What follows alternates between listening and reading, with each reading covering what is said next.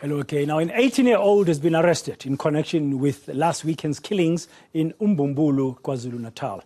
6 people, including 2 sisters, were shot dead at Mpandweni Resort on Saturday night. This is just one of many incidents that have been reported daily in South Africa. Communities are now reacting to the violence, saying they fear for their lives. How do we stem the tide and what's behind this surge in the killings? I'm joined now by Dr. Lufuno Sadiki from the Department of Social Work and Criminology at the University of Pretoria, and KwaZulu-Natal violence researcher Mary Haas. Ladies, welcome to today and thank you very much for your time.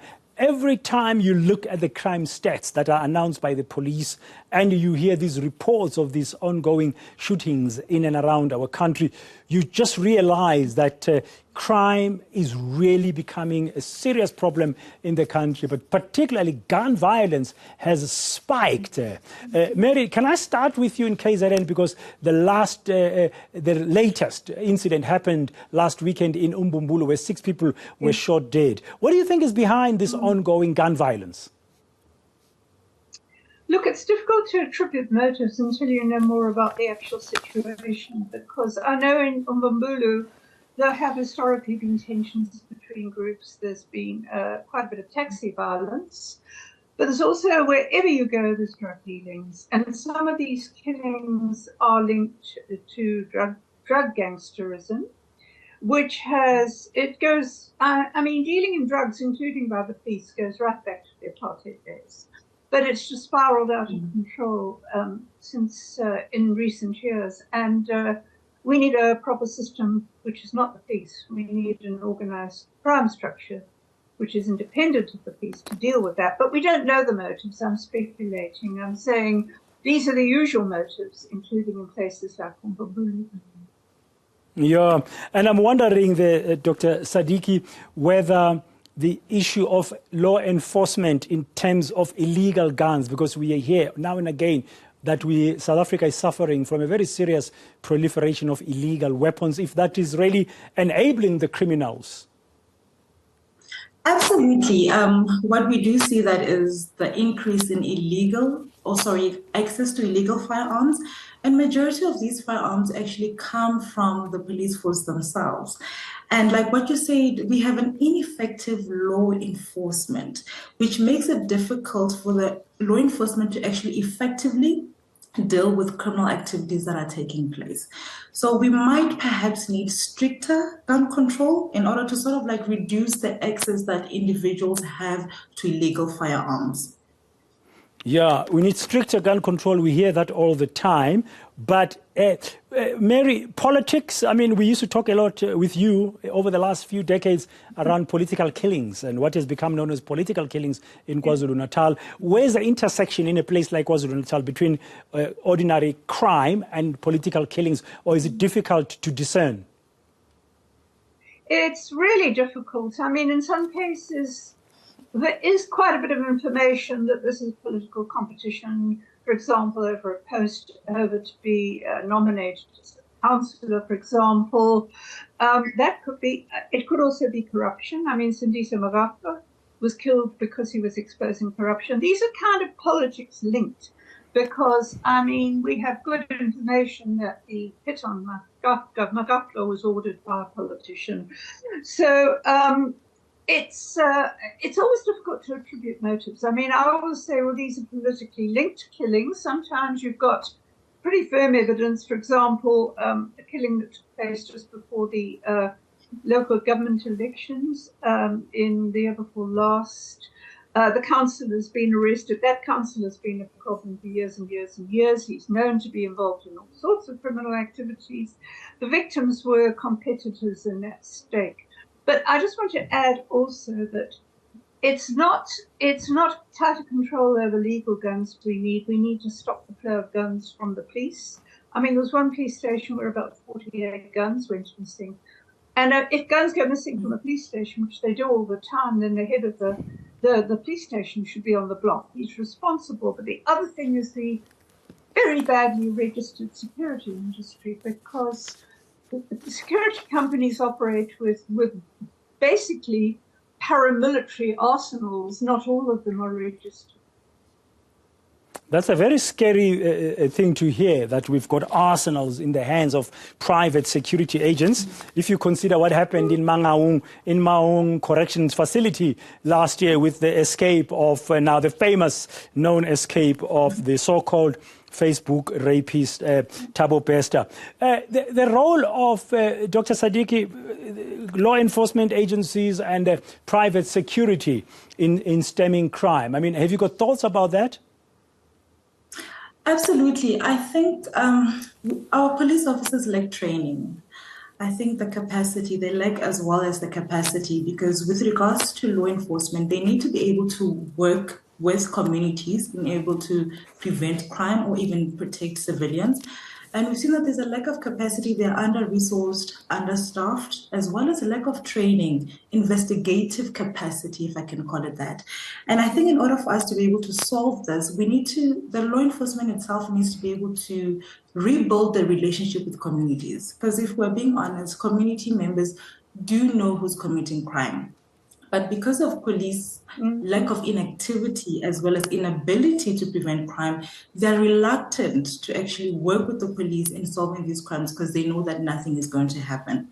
So I think in solving these matters, we are going to need both security sector, the private sector, as well as South African police services to work hand in hand with our communities to actually solve and prevent crime and to ensure that there's limited access to illegal firearms.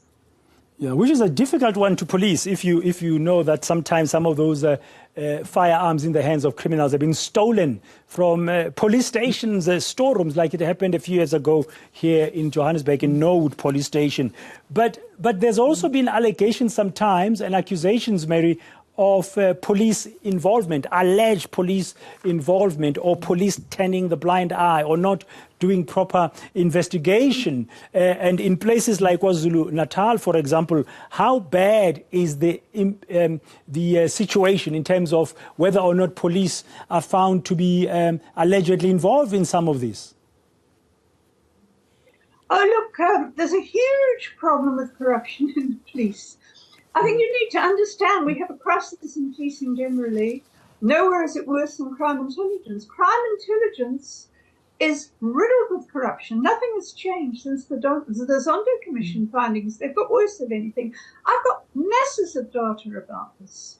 And it's so bad. And there's a lot of collusion between police and taxis. I mean, in January, a policeman and his family was mowed down on the road. He was investigating taxi violence linked to policing. And among the police, there's a belief that he was probably killed by the police before he could expose them. That's how bad it is.